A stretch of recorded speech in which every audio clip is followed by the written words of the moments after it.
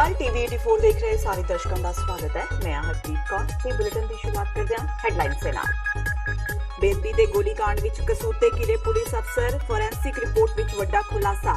Forensic lab की report which होया स्पष्ट पुलिस वल्लों चलाई गोली दे जेड़े खोल मौके तो मिले उन्हां नाल कीती गई सी छेड़छाड़। आरएसएस वल्लों श्रोमणी अकाली दल दे पंथक रुतबे नूं वंगार। राष्ट्रीय सिख संगत दे कौमी जनरल सकत्तर डॉक्टर अवतार सिंह शास्त्री ने कहा सिरसा नूं आलोचना करन दा नहीं है कोई नैतिक हक। अकाली दल करदा रहा गुरुद्वारियां दी अपने हितां लई वरतों। कांग्रेसी विधायक कुलबीर सिंह जीरा वल्लों सुखबीर बादल दा डोप टैस्ट करवाउण दी मंग महज ड्रामा। डॉक्टर धर्मवीर गांधी दा दोहां सियासी पार्टियां ते वड्डा हमला। कहा पंजाब विच नशा जिउंदा त्यों कैप्टन सरकार नशे नूं ठल पाउण विच रही है असफल। ते अपराधी पिछोकड़ वाले उम्मीदवारां नूं नामजदगी पत्र विच अपने पूरे मामलिਆਂ ਦੀ जानकारी देनी हुई लाजमी। चोण कमीशन ने की सख्ताई। अखबारां राਹੀਂ दसना पवेगा किथे किथे दर्ज ने पर्चे। ते हुणे ने खबरां दा विस्तार। बेदबी ते गोलीकांड की जांच विच सीनियर पुलिस अफसर बुरी तरह घिरदे जा रहे हैं। मन्निया जा रहा है कि जांच दीआं सारियां कड़ियां जुड़न मगरों इसका सेक श्रोमणी अकाली दल के सीनियर लीडरां नूं भी लग सकता है। इस मामले की पड़ताल विच जुटी विशेष जांच टीम के तेवरां तो स्पष्ट है कि वह जल्दी तो जल्दी दोषियों तक पहुंचना चाहती है। उधर फोरेंसिक लैब की रिपोर्ट ने पुलिस अफसरां दीआं मुश्किलां होर वधा दित्तियां ने। फोरेंसिक लैब ने अपनी रिपोर्ट विच स्पष्ट कर दिता है कि पुलिस वल्लों चलाई गोली दे जेड़े खोल मौके तो मिले ने उन्हां नाल छेड़छाड़ की गई है। पुलिस वाहनां दी कीती भंनतोड़ भी पुलिस दी ही कार्रवाई जापदी है। ਇਹ तत्थ सामने आने तो बाद पुलिस दे ਉਹ दावे पूरी तरह रद्द ਹੁੰਦੇ ਜਾਪਦੇ ਨੇ ਜਿਨ੍ਹਾਂ ਵਿੱਚ ਪੁਲਿਸ ਨੇ ਦੰਗਈ ਭੀੜ ਨੂੰ ਖਦੇੜਨ ਲਈ ਸਵੈ ਰੱਖਿਆ ਲਈ ਗੋਲੀਆਂ ਚਲਾਉਣ ਦਾ ਦਾਅਵਾ ਕੀਤਾ ਸੀ। ਹੁਣ ਸਿੱਟ ਦੇ ਨਿਸ਼ਾਨੇ ਤੇ ਐਸਪੀ ਬਿਕਰਮਜੀਤ ਸਿੰਘ, ਇੰਸਪੈਕਟਰ ਪ੍ਰਦੀਪ ਸਿੰਘ ਤੇ ਬਾਜਾਖਾਨਾ ਦੇ ਸਾਬਕਾ ਐਸਐਚਓ ਅਮਰਜੀਤ ਸਿੰਘ ਕੁਲਾਰ ਨੇ। ਉਹਨਾਂ ਨੇ ਅਗਾਊਂ ਜ਼ਮਾਨਤ ਦੀਆਂ ਅਰਜ਼ੀਆਂ ਲਗਾਈਆਂ ਨੇ ਪਰ ਇਸ ਦੀ ਸੁਣਵਾਈ 1 ਫਰਵਰੀ ਨੂੰ ਹੋਵੇਗੀ। ਇਸ ਦੇ ਨਾਲ ਹੀ ਸਿੱਟ ਬਹਿਬਲ ਕਾਂਡ ਸੰਬੰਧੀ ਦਰਜ ਕੇਸ ਨੂੰ ਹੋਰ ਮਜ਼ਬੂਤ ਕਰਨ ਜਾ ਰਹੀ ਹੈ। हिंदूवादी संगठन आरएसएस ने श्रोमणी अकाली दल के पंथक रुतबे नूं चुनौती दी है। राष्ट्रीय स्वयं सेवक देश विंग राष्ट्रीय सिख संगत ने श्रोमणी अकाली दल ते इल्जाम लगाया है कि वह अपने सियासी हितां लई धार्मिक अस्थानां दी वरतों करदे ने। राष्ट्रीय सिख संगत ने इत्थों तक कह दिता है कि अकाली दल ने सियासी हित वास्ते ही डेरा सिरसा मुखी नूं रातों रात जथेदारां ते दबाव पाके माफी दवा दित्ती सी। राष्ट्रीय सिख संगत के कौमी जनरल सकत्तर डॉक्टर अवतार सिंह शास्त्री ने अकाली विधायक मनजिंदर सिंह सिरसा वल्लों बीजेपी खिलाफ दिते बयान ते इतराज जताउंदे आख्या कि सिरसा नूं आलोचना करन दा कोई नैतिक हक नहीं। उन्हां आख्या कि सिख मुद्दिआं ते काम करन दा सिर्फ श्रोमणी अकाली दल कोल ही एकाधिकार नहीं। उन्हां इल्जाम लगाया कि अकाली दल ने हमेशा अपने सियासी हितां लई धार्मिक अस्थानां दी वरतों कीती है।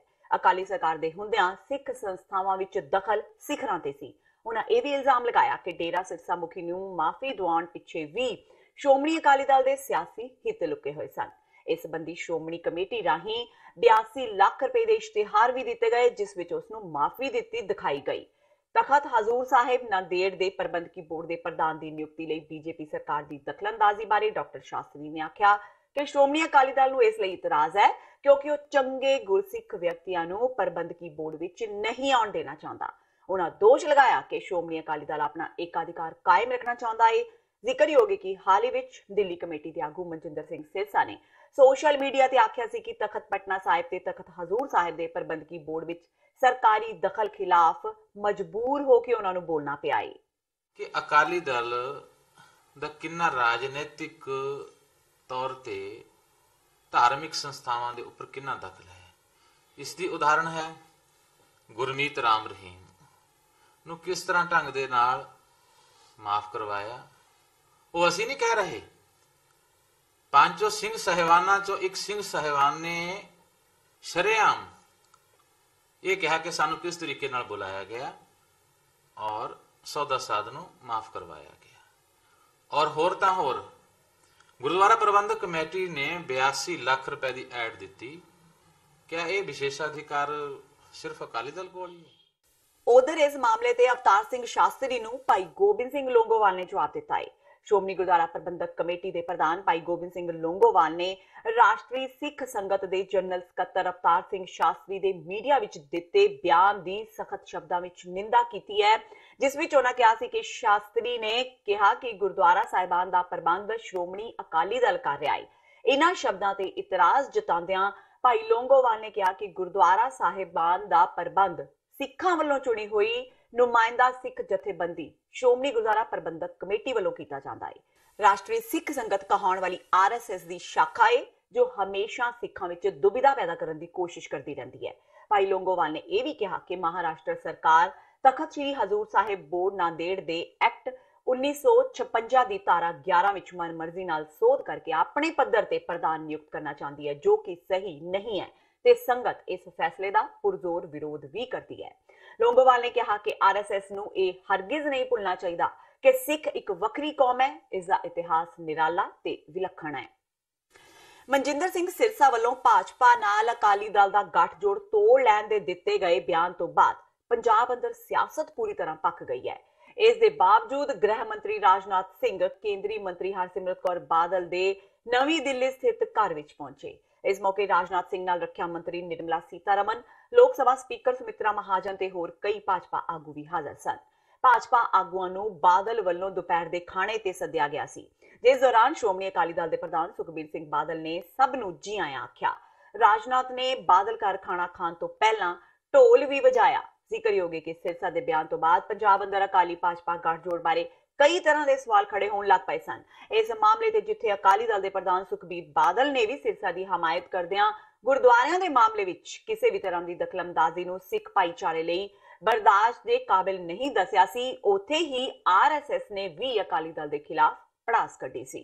हजूर साहब जिहड़ा होया जिथे महाराष्ट्र गवर्नमेंट ने जिहड़ा उन्होंने एक्ट चेंज करके जिहड़ा उन्होंने कहा कि डायरैक्ट प्रेजिडेंट बनया करूगा, वो it is very sad, it is clearly interference. असी मैं जिहड़ा महाराष्ट्र चीफ मिनिस्टर ने क्लीयरली गल की है कि Sikh community will not tolerate this, क्योंकि आ जिहड़े एक्ट बने हैं इंडिपेंडेंट पूरे पार्लीमेंट के एक्ट है जिथे थ्रू इलैक्शंस मैंबर चुने जाते हैं, फिर मैंबर चुनते हैं डायरैक्ट जिहड़ा हैगा अपना चेयरमैन प्रधान होना, जिवें AGP का प्रधान जे पंजाब सरकार लाए तो की ਉਹਦਾ फिर डायरैक्ट इंटरफेरेंस।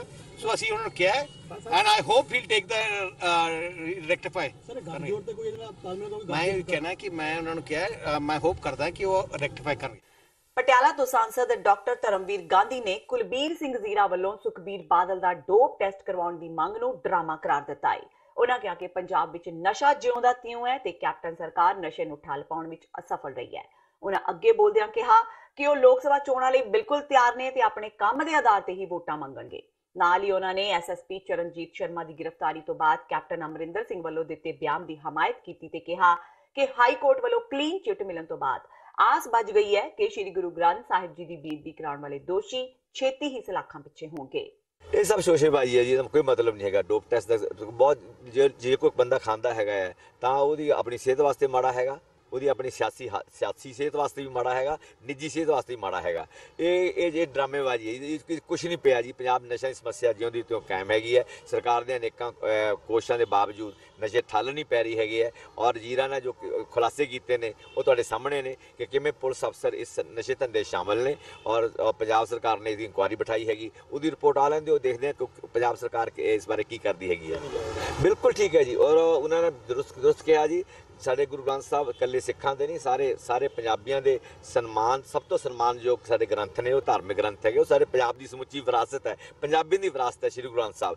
ਉਹਦੀ ਜੇ ਕੋਈ ਬੇਅਦਬੀ ਕਰਦਾ ਹੈਗਾ, ਵੈਸੇ ਤਾਂ ਸਾਰੇ ਧਰਮਾਂ ਦੇ ਗ੍ਰੰਥਾਂ ਦੀ ਬੇਅਦਬੀ ਕਰਦਾ, ਖਾਸ ਤੌਰ 'ਤੇ ਗੁਰੂ ਗ੍ਰੰਥ ਸਾਹਿਬ ਦੀ ਜਿਸ ਤਰ੍ਹਾਂ ਬੇਅਦਬੀ ਹੋਈ ਹੈਗੀ ਆ ਔਰ ਬਾਰ-ਬਾਰ ਹੋਈ ਹੈਗੀ ਹੈ, ਔਰ ਉਹਦੇ ਦੋਸ਼ੀਆਂ 'ਤੇ ਜਿਸ ਤਰ੍ਹਾਂ ਮਤਲਬ ਪਹਿਲਾਂ ਇੱਕ ਕਮਿਸ਼ਨ ਬੈਠਿਆ ਹੈਗਾ ਹੈ, फिर जोरा सिंह कमिशन, फिर रंजीत सिंह कमिशन बैठा हैगा, उस तो बाद भी जो जिन्नी तेजी नाल कार्रवाई होनी चाहिए सी, जो एक बार दोषी टिके गए थे, चाहे दोषी सियासी से, चाहे वो दोषी कोई होर आम लोग से, चाहे पुलिस वाले से, उन्होंने खिलाफ कार्रवाई होनी चाहिए सी। पर एक बार अदालती प्रक्रिया मामला उलझ गया सी। अदालत वालों क्लीन चिट देने तो बाद हुण जो दोषी है उन्होंने धरपकड़ जारी हैगी है, शुरू हुई है। उम्मीद है एक तारां जित तक पहुँचनियाँ चाहिए ने सियासी लीडर तक। मैं नहीं कहता धक्का करना चाहिए हैगा, पर जो कानूनी रूप में जित तक चाहे किड्डी तो किड्डी वड्डी हस्ती सियासी हस्ती क्यों ना होवे उस दे खिलाफ कार्रवाई होनी चाहिए है, ताकि लोगों के बलूंदरे हिरदे है गुरु ग्रंथ साहिब की बेदबी को लैके उन्होंने ठंड वरताई जा सके, उन्होंने शांति मिल सके और पंजाब अमन कानून का राज है वो स्थापित हो सके। भारतीय चोण कमिशन वालों सुप्रीम कोर्ट के निर्देशानुसार नामजदगी पत्र के हिस्से फार्म नंबर 26 विच सोध कर दी गई है। इस सोध अनुसार हुण लोक सभा, राज सभा, विधान सभा चोण लड़न दे इच्छुक अपराधी पिछोकड़ वाले उम्मीदवारां नूं नामजदगी पत्र विच अपने पूरे अपराधिक मामलिਆਂ जिन्हां मामलिਆਂ विच उन्हां नूं अदालत ਵੱਲੋਂ सज़ा सुनाई जा चुकी है संबंधी फार्म 26 विच पूरी जानकारी देनी पवेगी ते नाल ही ये जानकारी अखबारां ते टीवी चैनलां राਹੀਂ जनता नूं देनी पएगी। पंजाब के मुख्य चोण कमिश्नर एस करुणा राजू ने दस्सिया कि जेकर कोई अपराधी पिछोकड़ वाला व्यक्ति चोण लड़ना चाहता है तो उसनूं इस संबंधी नामजदगी पत्र फार्म विच उपलब्ध करवाए गए फॉर्मेट C1 विच अपराधी पिछोकड़ अनुसार सुनवाई अधीन मामले जां जिन्हां विच सज़ा सुनाई जा चुकी है बारे पूरी जानकारी बोल्ड अखरां विच देनी पवेगी ते नाल ही इस बाबत पूरी जानकारी जिस पार्टी दे चोण निशान ते ओह चोण लड़ रहा है उसनूं भेजेगा, जिसनूं राजनीतिक पार्टी अपनी वैबसाइट ते प्रकाशित करेगी। उन्होंने कहा कि अपराधिक पिछोकड़ वाले नूं अखबार विच भी अपना इश्तिहार देना पड़ेगा। कैंडिडेट्स अपना क्रिमिनल रिकॉर्ड, क्रिमिनल एंटीसीडेंट्स का रिकॉर्ड लोगों के सामने रखना है। इलेक्शन कमीशन ऑफ इंडिया ने एक फॉर्मेट 26 प्रिस्क्राइब की गए हैं। इसमें एंटायर डिटेल कैंडिडेट्स की तरफ से देना है। उसमें पेंडिंग केसेस की बताना चाहिए, या डिसाइड हो गया केसेस वो भी बताना चाहिए, और 3 बार वो अखबार दे या इलेक्ट्रॉनिक मीडिया में देना चाहिए ताकि उस कंस्टिट्यूंसी में लोगों की इंफॉर्मेशन कंप्लीट पता चल जाना चाहिए, ताकि इलेक्टोरेट अपना वोट इंफॉर्मेशन की आधार पे अपना वोटिंग एक्सरसाइज करेंगे। इसमें क्लैरिटी ये है, कोई भी क्रिमिनल केसेस है वो अपना क्लैरिटी एंटायर डिटेल देना है, कैंडिडेट भी देना है, पॉलिटिकल पार्टीज को भी इन्फॉर्म करना है, पॉलिटिकल पार्टीज अपना डेटा कंप्लीट करके सीईओ ऑफिस को भी देना है, सीईओ ऑफिस डेटा कंपाइल करके फिर इलेक्शन कमीशन को भेजना है। ये पूरा एक फॉर्मेट्स ऑफ डिक्लेरेशन है, C1, C2, C3 formats election commission की तरफ से प्रिस्क्राइब की गई है। इस फॉर्मेट्स को कंप्लीट करने के बाद द कैंडिडेट रिटर्निंग ऑफिसर के सामने लगाना पड़ता है।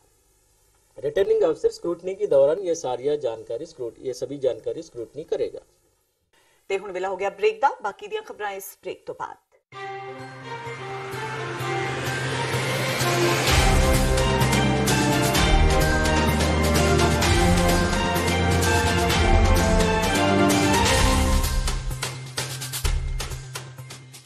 चार फरवरी 1986 ਨੂੰ ਵਾਪਰੇ ਸਾਕਾ ਨਕੋਦਰ ਦੇ ਨੌਜਵਾਨ ਸ਼ਹੀਦਾਂ ਦੀ 33ਵੀਂ ਵਰ੍ਹੇਗੰਢ ਮੌਕੇ 3 ਫਰਵਰੀ 2019 ਦਿਨ ਐਤਵਾਰ ਨੂੰ ਗੁਰਦੁਆਰਾ ਸਿੱਖ ਕਲਚਰਲ ਸੁਸਾਇਟੀ ਨਿਊਯਾਰਕ ਵਿਖੇ ਮਹਾਨ ਸ਼ਹੀਦੀ ਸਮਾਗਮ ਹੋਣ ਜਾ ਰਿਹਾ ਹੈ।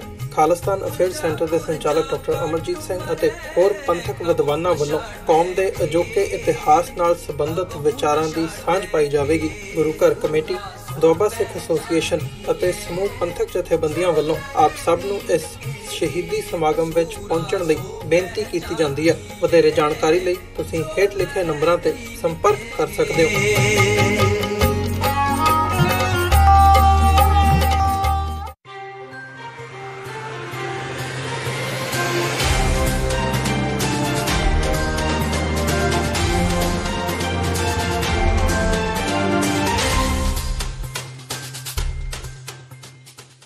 ब्रेक तो बाद TV84 ਦੇ ਖਬਰਾਂ ਦੇ ਬੁਲੇਟਿਨ ਵਿੱਚ ਸਵਾਗਤ ਹੈ। ਵਧਦੇ ਹਾਂ ਅਗਲੀ ਖਬਰ ਵੱਲ। All India youth Akali Dal ਦੇ ਸਾਬਕਾ ਪ੍ਰਧਾਨ ਕਿਰਨਬੀਰ ਸਿੰਘ ਕੰਗ ਦੀ ਇੱਕ ਵੀਡੀਓ ਕਲਿੱਪ ਵਾਇਰਲ ਹੋਈ ਹੈ, ਜਿਸ ਵਿੱਚ ਉਹ ਇੱਕ ਜਨਤਕ ਸਥਾਨ ਤੇ 54 ਸਾਲਾਂ ਦੇ ਇੱਕ ਬੱਸ ਡਰਾਈਵਰ ਨਾਲ ਕੁੱਟਮਾਰ ਕਰਦੇ ਦਿਖਾਈ ਦੇ ਰਹੇ ਨੇ। ਦਰਅਸਲ ਡਰਾਈਵਰ ਕੋਲੋਂ ਖਰੜ ਬੱਸ ਅੱਡੇ ਤੇ ਕੰਗ ਦੀ ਕਾਰ ਨੂੰ ਫੇਟ ਵੱਜ ਗਈ। ਕੰਗ ਨਾਲ ਉਹਨਾਂ ਦਾ ਬਾਡੀਗਾਰਡ ਮੌਜੂਦ ਸੀ ਤੇ ਉਹ ਵੀ ਕਥਿਤ ਤੌਰ ਤੇ ਬੱਸ ਡਰਾਈਵਰ ਗੁਰਚਰਨ ਸਿੰਘ ਨੂੰ ਕੁੱਟਣ ਲੱਗ ਪਿਆ। इस मामले विच कंग विरुद्ध मामला दर्ज कर लिया गया है। ड्राइवर गुरचरण सिंह ने अपनी शिकायत विच पुलिस नूं दस्सिया कि वह कॉलेज के विद्यार्थियों नूं छड्डण लई झुंगियां तो कड़ौआ जा रहा सी। आवाजाही के जाम कारण बस की फेट कंग की गड्डी नाल वज गई, जो कि खब्बे पासियों अगे लंघण का यतन कर रही सी। इस उपरंत कंग ने ड्राइवर नूं कुटना शुरू कर दिता। हालांकि कंग ने ड्राइवर खिलाफ कोई शिकायत दर्ज नहीं करवाई।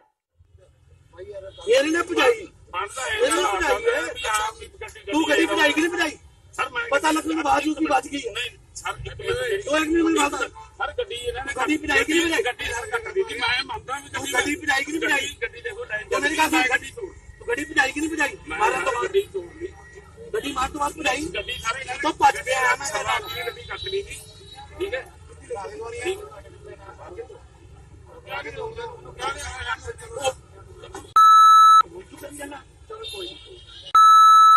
कोई नहीं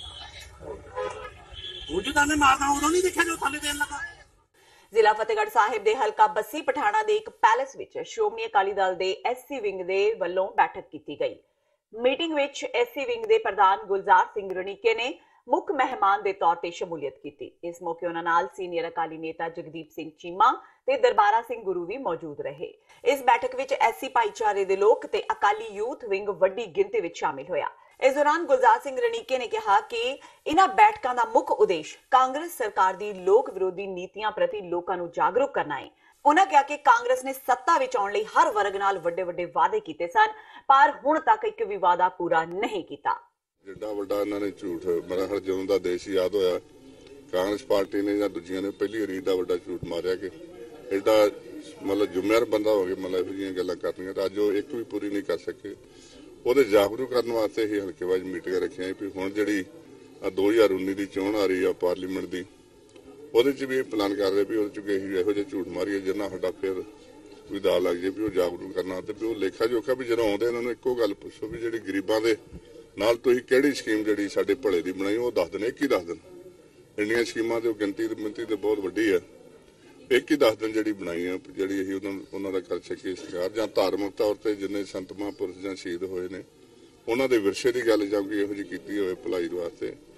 ਕਾਂਗਰਸ ਨੇ ਜਦੋਂ ਦੀਆਂ ਸਰਕਾਰਾਂ ਜਦੋਂ ਬੜੀਆਂ ਨੁਕਸਾਨ ਤੇ ਜ਼ਰੂਰ ਕੀਤਾ, ਅਤਿਆਚਾਰ ਤੇ ਜ਼ਰੂਰ ਕੀਤੇ, ਕੁੱਟਿਆ ਵੀ ਆ, ਲੁੱਟਿਆ ਵੀ ਆ, ਜੋ ਆ ਪੰਚਾਇਤਾਂ ਜਾਂ ਸਮਖੀਆਂ 'ਚ ਕੁਝ ਕੀਤਾ ਤਾਂ ਸਾਰਿਆਂ ਨੂੰ ਤੁਹਾਨੂੰ ਪਤਾ।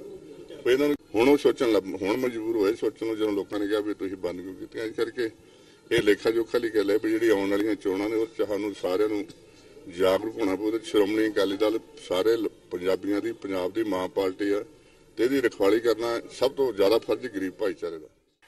ਪੰਜਾਬ ਭਰ ਚੋਂ ਆਏ ਭਾਰਤੀ ਕਿਸਾਨ ਯੂਨੀਅਨ ਦੇ ਵਰਕਰਾਂ ਨੇ ਮੋਹਾਲੀ ਵਿੱਚ ਡੇਰੇ ਲਾਏ ਹੋਏ ਨੇ ਤੇ ਅੰਨਾ ਹਜ਼ਾਰੇ ਵੱਲੋਂ ਸ਼ੁਰੂ ਕੀਤੇ ਗਏ ਸੰਘਰਸ਼ ਨੂੰ ਹੁਲਾਰਾ ਦੇਣ ਲਈ ਬਿਗੁਲ ਵਜਾ ਦਿੱਤਾ ਹੈ।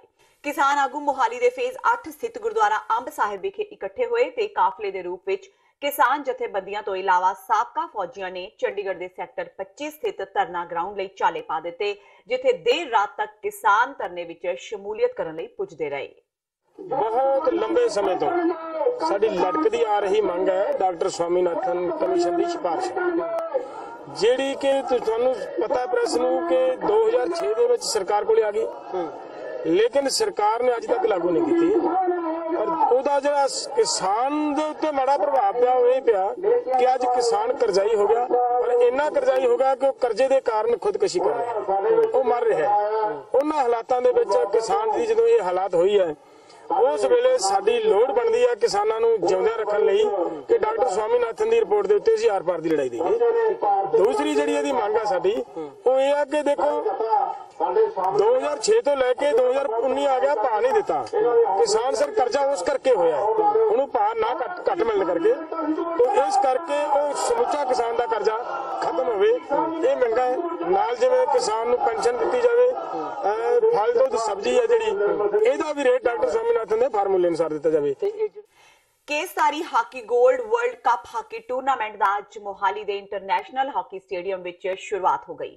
5 ਦਿਨਾਂ ਇਸ ਟੂਰਨਾਮੈਂਟ ਵਿੱਚ ਪੰਜਾਬ ਦੇ ਵੱਖ-ਵੱਖ ਜ਼ਿਲ੍ਹਿਆਂ ਤੋਂ ਤੇ ਦੇਸ਼ ਦੇ ਕਈ ਰਾਜਾਂ ਤੋਂ ਹਾਕੀ ਦੀਆਂ ਟੀਮਾਂ ਹਿੱਸਾ ਲੈ ਰਹੀਆਂ ਨੇ। ਦੱਸਣਯੋਗ ਹੈ ਕਿ ਇਸ ਇੰਟਰਨੈਸ਼ਨਲ ਹਾਕੀ ਟੂਰਨਾਮੈਂਟ ਵਿੱਚ ਕੇਵਲ ਉਹੀ ਖਿਡਾਰੀ ਖੇਡ ਸਕਦਾ ਹੈ ਜੋ ਕੇਸਤਾਰੀ ਹੋਏਗਾ।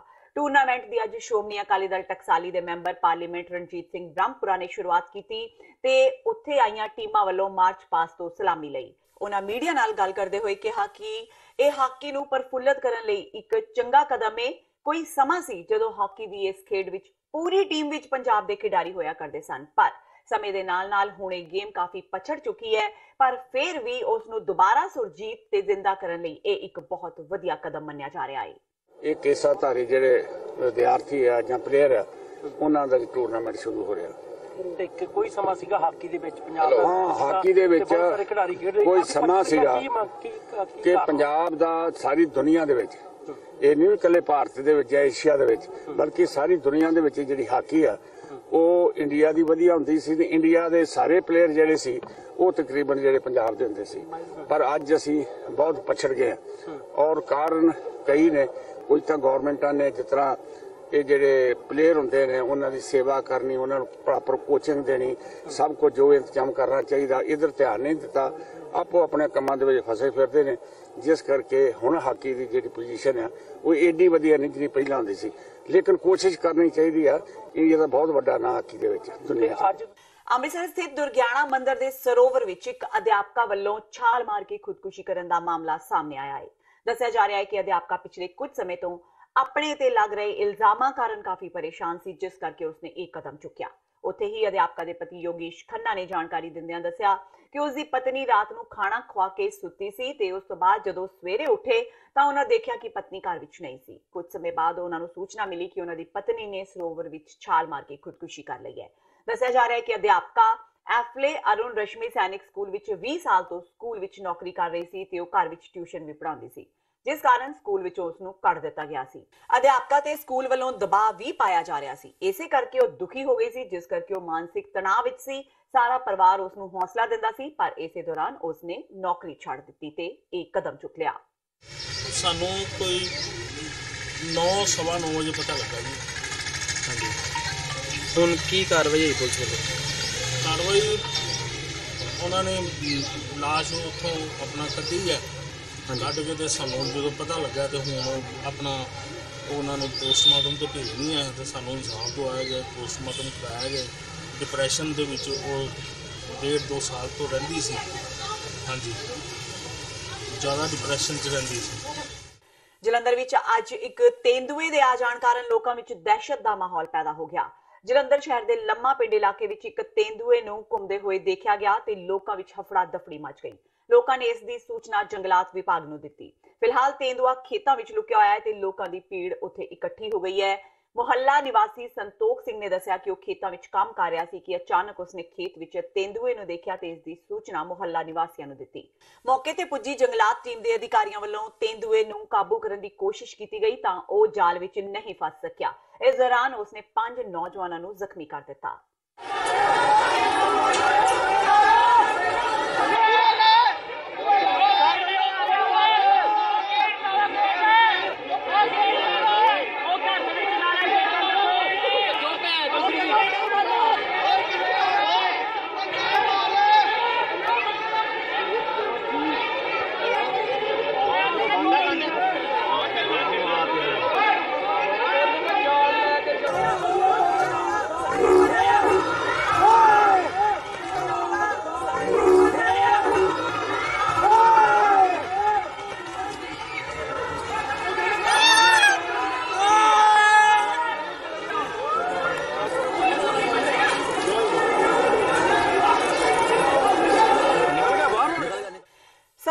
ਜ਼ਮੀਨ ਦਾ ਮਾਲਕ, ਗਲ ਵਿੱਚ ਸੋਨੇ ਦੀਆਂ ਚੈਨਾਂ, ਨਾਲ ਹੱਥਾਂ ਵਿੱਚ ਮੋਟੀਆਂ ਛਾਪਾਂ ਪਾ ਕੇ ਲਗਜ਼ਰੀ ਗੱਡੀ ਵਿੱਚ ਅਫੀਮ ਨਸ਼ੇ ਦੀ ਤਸਕਰੀ ਕਰਦਾ ਦੋਸ਼ੀ ਆਪਣੀ ਮਹਿਲਾ ਮਿੱਤਰ ਨਾਲ ਨਾਕੇਬੰਦੀ ਦੌਰਾਨ ਪੁਲਿਸ ਦੇ ਅੜਿੱਕੇ ਚੜ ਗਿਆ।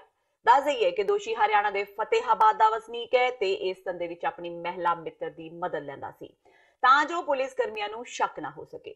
ਪੁਲਿਸ ਵੱਲੋਂ ਦੋਸ਼ੀਆਂ ਕੋਲੋਂ 2 ਲਗਜ਼ਰੀ ਗੱਡੀਆਂ ਸਮੇਤ 3 ਕਿਲੋ 400 ਗ੍ਰਾਮ ਅਫੀਮ ਬਰਾਮਦ ਕੀਤੀ ਗਈ ਹੈ। ਪੁਲਿਸ ਨੂੰ ਚਕਮਾ ਦੇ ਕੇ ਹਮੇਸ਼ਾ ਬਚ ਨਿਕਲਣ ਵਾਲਾ ਸਕੀਮੀ ਦੋਸ਼ੀ ਆਖਿਰਕਾਰ ਪੁਲਿਸ ਦੇ ਅੜਿੱਕੇ ਚੜਿਆ।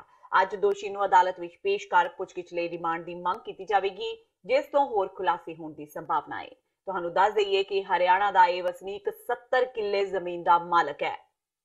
ਅਸੀਂ ਕੰਪੇਨ ਚਲਾ ਰਹੇ, ਉਹਦੇ ਵਿੱਚ ਸਾਨੂੰ ਕਾਮਯਾਬੀ ਮਿਲੀ ਜਦੋਂ ਜਸਵਿੰਦਰ ਸਿੰਘ ਉਰਫ ਨਿਸ਼ਾਨ ਸਿੰਘ ਉਰਫ ਸਰਪੰਚ ਜਿਹੜਾ ਪਿੰਡ ਪਲਸਰ ਥਾਣਾ ਭੂਨਾ ਜ਼ਿਲ੍ਹਾ ਫਤਿਹਾਬਾਦ ਹਰਿਆਣਾ ਦਾ, ਕੱਲ ਅਸੀਂ ਉਹਨੂੰ ਫੜਿਆ। ਉਹ ਇੱਕ ਲਗਜ਼ਰੀ ਕਾਰ ਦੇ ਵਿੱਚ ਇੱਕ ਲੇਡੀ ਉਹਦੇ ਨਾਲ ਜਿਹੜੀ ਸਫ਼ਰ ਕਰ ਰਹੀ ਸੀ, ਅਮਰਜੀਤ ਕੌਰ ਉਰਫ ਅਮਰੋ, ਇਹਨਾਂ ਦੋਨਾਂ ਨੂੰ ਫੜਿਆ ਤੇ ਉਹਦੇ ਵਿੱਚੋਂ ਸਾਨੂੰ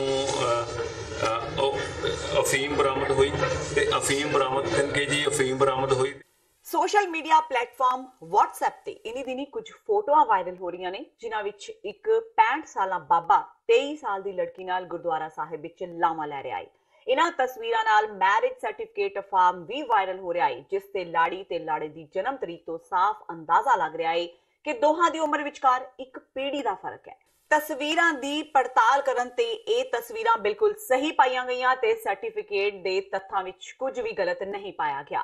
ਇਹ ਵੀ ਦੱਸਿਆ ਜਾ ਰਿਹਾ ਹੈ ਕਿ ਲਾੜੀ ਦੇ ਪਿਓ ਨੇ ਖੁਦ ਬਜ਼ੁਰਗ ਲਾੜੇ ਨੂੰ ਆਪਣੀ ਲੜਕੀ ਦਾ ਪੱਲਾ ਫੜਾਇਆ। ਦੱਸ ਦਈਏ ਕਿ ਲਾੜੀ ਨਵਪ੍ਰੀਤ ਕੌਰ ਦਾ ਪਿੰਡ ਲੋਂਗੋਵਾਲ ਜ਼ਿਲ੍ਹਾ ਸੰਗਰੂਰ ਹੈ ਤੇ ਬਜ਼ੁਰਗ ਲਾੜੇ ਜਿਸ ਦਾ ਨਾਮ ਸ਼ਮਸ਼ੇਰ ਸਿੰਘ ਹੈ ਦਾ ਪਿੰਡ ਲੜਕੀ ਦੇ ਪਿੰਡ ਤੋਂ 15 ਕਿਲੋਮੀਟਰ ਦੀ ਦੂਰੀ ਤੇ ਬਾਲੀਆਂ ਸੰਗਰੂਰ ਹੈ।